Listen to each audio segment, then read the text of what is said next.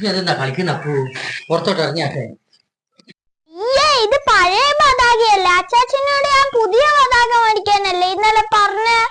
അയ്യോ, അച്ചാച്ചനോട് മറന്നു പോയല്ലോ മോനെ. നമുക്ക് അടുത്ത കൊല്ലം പുതിയതൊന്നും മേടിക്കാം.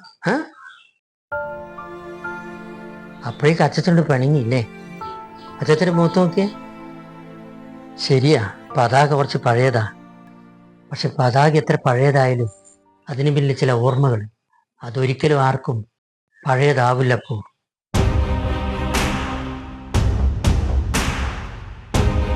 അതുകൊണ്ട് ഒരിക്കലും തല താഴ്ത്തരുത് നമ്മൾ പതാക.